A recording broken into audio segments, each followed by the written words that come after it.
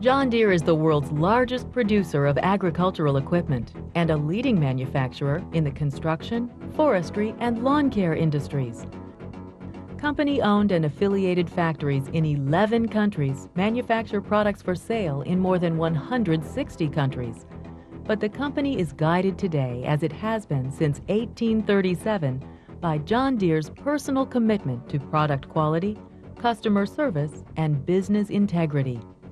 Deere is the global market leader and the best recognized brand in the agricultural equipment business, and it got there by providing customers with genuine value in premium quality equipment and the best customer service with the most professional dealers. The company's beginnings can be traced to this blacksmith shop in Illinois. It was here in 1837 that John Deere forged the first self-scrubbing steel plow. His innovative plow design worked better in the sticky prairie soil than the cast iron plows of the day, and it was this product that led to large-scale farming in the fertile Midwestern prairies. His innovation might have been just a footnote in history, but John Deere went on to forge a way of doing business that remains central to the company today. He was committed to the creation and manufacture of farm equipment that helped farmers achieve greater productivity. He insisted on quality, and he stood behind the equipment he made, stressing the importance of fair dealing with all who came in contact with his company. From these simple beginnings, Deere & Company has grown into a global corporation, operating in all 24 time zones and more than 50 currencies and languages. Deere is a multinational firm with manufacturing joint ventures or assembly operations on every continent. Parts and components are shipped globally and utilized in the manufacture of original equipment in locations where the highest volume of such equipment is used. Yet the most impressive accomplishment of this American success story is Deere's ability to adapt and grow over its 160-year history, despite industrial downturns, worldwide turbulence, and fierce competition in its core business. Deere & Company represents a textbook example of how a company must continually adapt to environmental change through major shifts in corporate and marketing strategy in order to survive and prosper. The strategic planning process always begins with an analysis of the market and customer needs. For Deere's core business, agricultural equipment, this means developing estimates of demand for farm machinery and parts worldwide and identifying customer needs for new technology, product improvements, and service. Based on this knowledge, a marketing strategy is formulated which identifies specific customer targets and a set of marketing decisions based on the 4 Ps: product, price, place, and promotion, which comprise the marketing mix. The marketing mix decisions are considered to be controllable variables under the control of marketing managers, in that price, product, place, and promotion strategies can be changed through decision processes within the organization. Environmental variables are not under the control of marketing decision makers and will constrain their choices with respect to marketing strategies. The optimal strategy choices are those which can achieve the objectives of the firm, take advantage of the organization's resource strengths, and reflect adaptation to important environments, the political and legal environments, the competitive environment, and the socio-cultural environment. The essence of strategic planning is to make decisions which build upon the organization's strengths, mitigate its weaknesses, capitalize on market opportunities, and reduce exposure to environmental threats. To do this, organizations conduct a SWOT analysis, which provides the information upon which sound marketing decisions can be made. Deere & Company demonstrated its ability to adapt and survive adverse economic and political environmental changes throughout the 80s. After a period of record sales and profits in the 70s, the favorable economic and political environments for Deere's core business, agricultural equipment, abruptly changed, presenting Deere with a challenge just to survive. The 70s were years of bonanza for farm equipment companies because farmers were doing well during that period. Worldwide demand for grain was extremely high. Grain prices were high. Export trade was brisk. Farmers were making good profits, and it looked like agriculture was the place to be. But the economic and political environment shifted abruptly in 1979 when President Carter put into effect an embargo that stopped all grain shipments to the Soviet Union and its satellite countries. But the Soviets made up for the shortage by increasing purchases from Australia and Argentina. The effect on North American farmers was devastating, shutting them out of the world market, reducing their incomes at a time when they were highly leveraged, and starting a chain of farm bankruptcies, which by the end of the decade resulted in the collapse of the rural banking system and further farm consolidation. A second blow to farm equipment sales came in 1983 when the U.S. government introduced its PIK, or Payment in Kind, subsidy program. In order to reduce agricultural surpluses, farmers were paid to lower their production by setting aside part of their acreage. This reduction in planted acres reduced demand for farm machinery and demand for parts and service, since farmers were using their equipment less. Deere & Company responded to this crisis by building on their strengths in product innovation and distribution through its John Deere dealer network. R&D investments in product improvement and capital investment in manufacturing equipment and processes resulted in improved product quality and significant cost reduction. They also expanded their financial services, which provided the company with growth opportunities and synergistic benefits. John Deere Credit, one of the oldest suppliers of credit to agriculture, added commercial, consumer, and international divisions, and is now one of the largest finance operations in North America. During a time when economic and political upheaval forced many farmers and International Harvester, a large competitor, out of business, Deere remained financially sound. Deere was able to offer superior products, credit, and dealer service at a fair price in these difficult times. It was also during the 80s that Deere further developed its lawn and garden equipment business. Building on its reputation for quality agricultural equipment and a superior dealer network, Deere began to build its consumer business through product development and promotion. The ability to identify and respond to changes in the cultural and social environment has been a factor in the longevity and success of Deere & Company.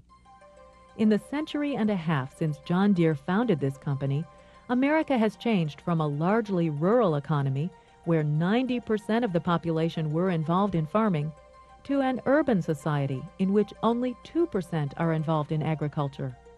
One way the company adapted to this shift in demographics and lifestyle changes was by entering the lawn and grounds care business in the 1960s. By the 1990s, opportunities to grow this consumer business have become increasingly attractive. Significant shifts in demographic, cultural, and social forces have changed the market for lawn and gardening power equipment. These include an older but active population with increased interest in gardening as a hobby, dual-income families with more money but less time to landscape their yard, willingness to outsource lawn services to professionals, a quality and service-conscious consumer. Deere & Company has responded to this market opportunity. We began about 2 years ago with a commitment to doubling the size of the business in commercial and consumer products. We began building factories and putting new resources on board, including hiring people. Our primary goals are to grow the business, almost doubling our sales by the year 2000. Whether it's Iowa corn, California rice, or Louisiana cotton, John Deere knows a thing or two about harvesting. So for a change, we decided to have our engineers make something disappear. After all, somebody had to get mulching right. Introducing the Freedom Mulching System. While some may be impressed by its patents, we think you'll like the way it works, even on wet grass and leaves. Because although the problem was different, the name is still the same. I never thought when my son moved away that I wouldn't see him for 3 years. Even my dad used to say farmers don't get vacations. But this is one trip I wasn't going to miss. It's just a tractor for my grandson. How old? 6 weeks. He'll play with it when he's older. Every father hopes his son follows in his footsteps, but farming's not easy. The green and yellow means it's a John Deere. My grandfather had one of these. He's sleeping. I brought this for when he's older. It was so different seeing how my son had built his own life. Hey, Dad, I gotta show you something. You got a John Deere. Of course. But it was nice to know he could still appreciate where he came from. Introducing the LT-133 from John Deere. At under $2,000, it's possibly the best lawn tractor ever built. And it's the only one with a past as bright as its future. Capitalizing on the popularity of golf, Deere recently struck a deal to become the official golf course equipment supplier of the PGA Tour, an arrangement that will showcase Deere's products and brand in a prestigious, quality-oriented environment. One of the things that sets the PGA Tour apart from other tours around the world is the conditioning of our golf courses. Consequently, we're delighted that we're going to be able to enter into an arrangement where we can utilize the state-of-the-art technology equipment made available by John Deere at all of our clubs, at all the TPCs, which will say to the nation and the world that this is what you can do when you use John Deere equipment. Teaming up with NASCAR is another indication of Deere's responsiveness to the social and cultural environment, an effective means of reinforcing the John Deere brand and logo as one of quality, performance, teamwork, and support. In the early 90s, as the recession in its agricultural equipment business continued to pound sales, and competition from Caterpillar in the construction industry also hurt, Deere looked to diversification. In 1991, Deere had a loss of $20 million versus 1950 profits of $411 million. Sales slumped 11%. In response, Deere & Company stepped up its push into insurance and healthcare by leveraging its presence in rural America and extending its health maintenance organization to serve non-employees. John Deere Healthcare serves over 400,000 members and has been profitable during all but 1 year since its inception. Yet nothing illustrates the volatility of Deere's environment more than the activities of the 1990s.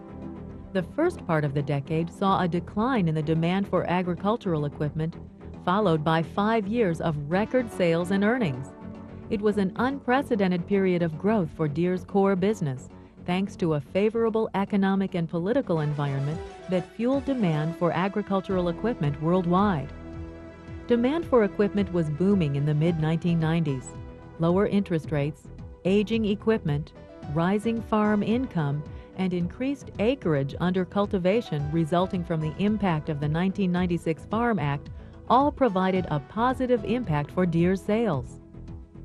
However, another downturn in the agricultural business cycle began in late 1998 with projections of 15 to 20% declines in the sale of agricultural equipment for the latter years of the decade. Deere prepared itself by creating a more diverse offering of goods and services, broadening its marketing capabilities to the construction, lawn care, and financial services sectors, as well as continuing improving its core business. Environmental regulations regarding soil erosion, engine exhaust emissions, and water pollution caused by agricultural runoff have compelled U.S. farmers into new practices and products for conservation tillage and precision agriculture. Precision farming is the newest innovation in U.S. agriculture. It uses computerized equipment and satellite technology that allows precise quantity and placement of inputs such as fertilizer, seed, and pesticides. In the U.S. and Western Europe, farmers harvest crops in air-conditioned comfort with the same navigation technology used by yachts or planes. Farmer Ken Dollenberg drives a combine using a global positioning satellite receiver to pinpoint which patch of ground he is working while the combine keeps track of grain yields. When he crunches that data with seed and fertilizer records, he can tell which plots need improvement. These farmers and others in developed countries want the latest in technology and comfort, even if the cost is substantial. Exports will continue to be an essential component of U.S. farm machinery shipments. U.S. exports of farm equipment rose by 43.3% from 1992 to 1995. The top 5 U.S. export markets account for close to 60% of total exports. These are, in descending order, Canada, Australia, Mexico, Germany, and France. Argentina is the most dynamic upcoming export market, but continued tariff reductions under the World Trade Organization agreements, which took effect January 1, 1995, should increase the price competitiveness of U.S. machinery. Also, demand for better diets in developing countries should lead to increased mechanization of agriculture. In particular, agriculture in China continues to change as its population demands a better diet and more people abandon agriculture as an occupation. These factors should create the need for larger farms, increased mechanization, and greater opportunities for Deere & Company. Throughout its rich history, Deere & Company has grown and prospered as it has responded to an ever-changing global environment, a complex collage of economic, political, competitive, socio-cultural, and technological forces. That's why they can still say, after more than 160 years, nothing runs like a Deere.